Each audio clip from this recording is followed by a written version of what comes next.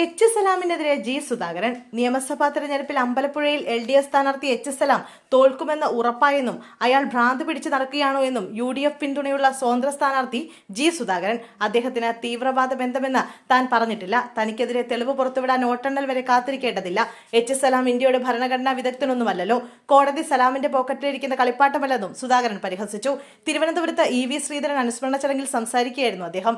Keralam number 1 ആണെന്ന് പ്രസംഗിക്കുന്നു. പരസ്പര സ്നേഹത്തിൽ കേരളം 0 ആണെന്നും സുധാകരൻ പറഞ്ഞു. എങ്ങനെയും പണമുണ്ടാക്കലാണ് ആപ്തവാക്യമെന്നും അദ്ദേഹം കുറ്റപ്പെടുത്തി. സംസ്ഥാനത്ത് ശ്രദ്ധേയമായ പോരാട്ടം നടക്കുന്ന മണ്ഡലങ്ങളിൽ ഒന്നാണ് അമ്പലപ്പുഴ. തെരഞ്ഞെടുപ്പ് പ്രചരണത്തിനിടെ എച്ച് സലാമിനെതിരെയും സജി ചെറിയാനെതിരെയും രൂക്ഷമായ വിമർശനം ജി സുധാകരൻ ഉന്നയിച്ചിരുന്നു. അതേസമയം ഇന്ന് ജി സുധാകരനെതിരെ എച്ച് സലാം രംഗത്തെത്തിയിരുന്നു.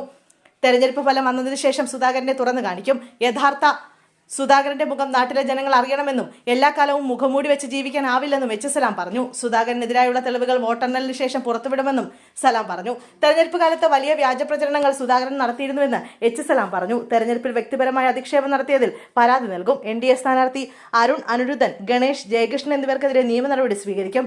UDF സ്ഥാനാർത്ഥി പാർട്ടി പ്രവർത്തകരെയും തന്നെയും വ്യക്തിപരമായി അധിക്ഷേപിച്ചു. തീവ്രവാദമുണ്ടെന്ന് പറഞ്ഞു പരത്തി. തീവ്രവാദ ബന്ധമുള്ളവർ തന്റെ ബന്ധുക്കളാണെന്ന് പറഞ്ഞു. പോലീസിലും കോടതി വഴിയും നിയമ നടപടി സ്വീകരിക്കുമെന്നും അദ്ദേഹം പറഞ്ഞു.